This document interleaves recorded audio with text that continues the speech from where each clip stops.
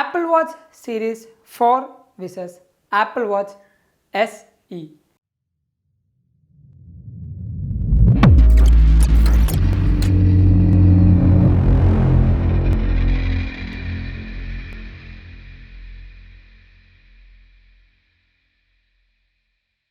നമുക്ക് തുടക്കം തന്നെ ഇതിൻ്റെ ബ്രൈറ്റ്നെസ്സിന് സ്റ്റാർട്ട് ചെയ്യാം.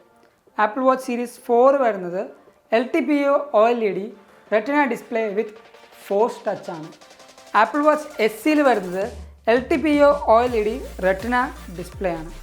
രണ്ട് ഡിസ്പ്ലേയിലും വരുന്നത് 1000 നിറ്റ്സ് വെച്ചാണ് ഇതിൻ്റെ ബ്രൈറ്റ്നെസ് വരുന്നത്. പിന്നീട് വരുന്നത് ഇതിലെ ഡിസ്പ്ലേയിലെ ആനിമേഷനാണ്.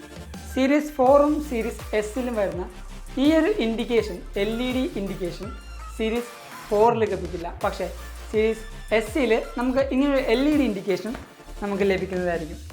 പിന്നീട് വരുന്നത് ഇതിൻ്റെ സൈസിലാണ്. സീരീസ് 4ഉം സീരീസ് SEയും ഏകദേശം സിമിലർ ആയിട്ട് തന്നെയാണ് ഇരുന്നത്. അതിൻ്റെ എല്ലാ മോഡൽസും അതേപോലുള്ള സെയിം ബസൽസും എല്ലാം സെയിം തന്നെയാണ് സീരീസ് SEയിലും സീരീസ് 4ലും നമുക്ക് ലഭിക്കുന്നത്. പിന്നീട് പറയുന്നത് ഇവരെ പവർ ചെയ്യുന്ന ചിപ്സെറ്റാണ്.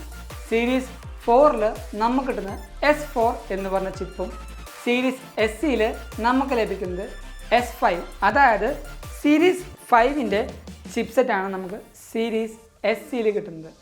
പിന്നീട് വരുന്നത് ഇവരുടെ സ്റ്റോറേജിലാണ്. ആപ്പിൾ വാച്ച് സീരീസ് 4 വരുന്നത് 16 GB ആണ് മാക്സിമം ഇതിൻ്റെ സ്റ്റോറേജ്. ആപ്പിൾ വാച്ച് SEയിൽ വരുമ്പോൾ ഇതിൻ്റെ മാക്സിമം സ്റ്റോറേജ് 32 GB ആയിട്ട് കൂടുന്നുണ്ട്. പിന്നീട് വരുന്നത് ഇതിൽ ഉപയോഗിക്കുന്ന സെൻസറാണ്. ആപ്പിൾ വാച്ച് സീരീസ് 4ൽ നമുക്ക് ECG അഥവാ ഇലക്ട്രോ കാർഡിയോഗ്രാം എടുക്കാനുള്ള ഫീച്ചറുണ്ട്. നേരെ മറിച്ച് നമ്മൾ SEയിലേക്ക് പോകുമ്പോൾ നമുക്ക് ആ ഒരു ECG എന്ന് പറഞ്ഞ ഓപ്ഷൻ അവൈലബിൾ അല്ല. പക്ഷേ ECG ഇല്ലാത്തതുകൊണ്ട് തന്നെ ആപ്പിൾ വാച്ച് SEയിൽ നമുക്ക് കോമ്പസ് എന്ന് പറയുന്ന ആ ഒരു ഫീച്ചർ അല്ലെങ്കിൽ ആ ഒരു സെൻസർ ഉണ്ടാവും.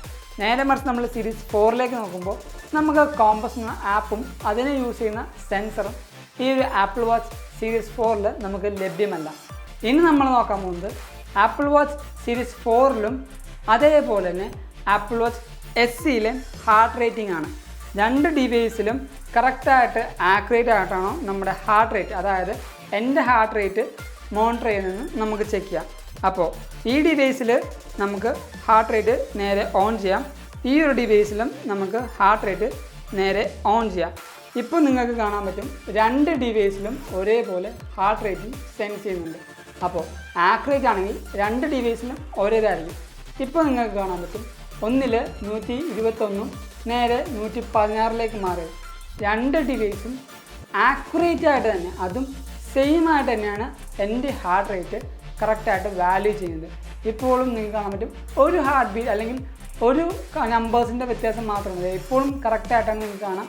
അപ്പോൾ ഇതിൽ നമുക്ക് മനസ്സിലാക്കാം ആപ്പിൾ വാച്ച് SE എടുത്താലും ആപ്പിൾ വാച്ച് 4 എടുത്താലും നമ്മുടെ ഹാർട്ട് റേറ്റ് ആക്യുറേറ്റ് ആയിട്ടും അതും രണ്ടും കറക്റ്റായിട്ട് തന്നെയാണ് അത് കൗണ്ട് ചെയ്യുന്നത്. അപ്പോൾ ആപ്പിൾ വാച്ച് SEയും ആപ്പിൾ വാച്ച് സീരീസ് 4ഉം തമ്മിലുള്ള വ്യത്യാസം എന്താണെന്ന് ചോദിച്ചാൽ ഏറ്റവും വലുതായിട്ട് നമുക്ക് പറയാനുള്ള ഏറ്റവും വലിയ മാറ്റം ആപ്പിൾ വാച്ച് SEയിൽ നമുക്ക് ECG സെൻസിങ് ഉണ്ടാവും. ആപ്പിൾ വാച്ച് SEയിൽ നമുക്കത് ലഭിക്കില്ല. ആപ്പിൾ വാച്ച് SEയിലെ ഏറ്റവും വലിയ കീ ഫീച്ചർ എന്ന് പറഞ്ഞാൽ നമുക്ക് കോമ്പസ് ഉണ്ടാവും. ആ ഒരു സെൻസർ നമുക്ക് ആപ്പിൾ വാച്ച് സീരീസ് 4 ലഭിക്കില്ല.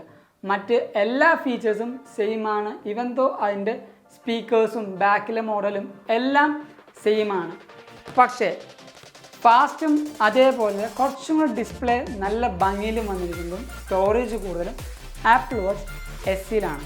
അപ്പോൾ ഈ വീഡിയോ നിങ്ങൾക്ക് ഇഷ്ടപ്പെട്ടെങ്കിൽ എന്തായാലും ലൈക്ക് ചെയ്യുക. അതേപോലെ നമ്മുടെ ചാനൽ സബ്സ്ക്രൈബ് ചെയ്യാത്തവർ എന്തായാലും ഈ ചാനൽ സബ്സ്ക്രൈബ് ചെയ്യുക.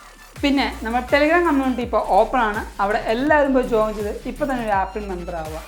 ആൻഡ് അത് ജോയിൻ ചെയ്യാനുള്ള ലിങ്ക് ഞാൻ നമ്മുടെ ഡിസ്ക്രിപ്ഷൻ ബോക്സിലും അല്ലെങ്കിൽ നമ്മുടെ ഈ ഒരു QR കോഡ് സ്കാൻ ചെയ്താൽ മതി. ആ ഒരു ഗ്രൂപ്പിലേക്ക് നമുക്ക് ജോയിൻ ചെയ്യാൻ പറ്റും. And thank you so much for watching all videos. This is Abin, Xavier, signing from everything on Adobe Pr.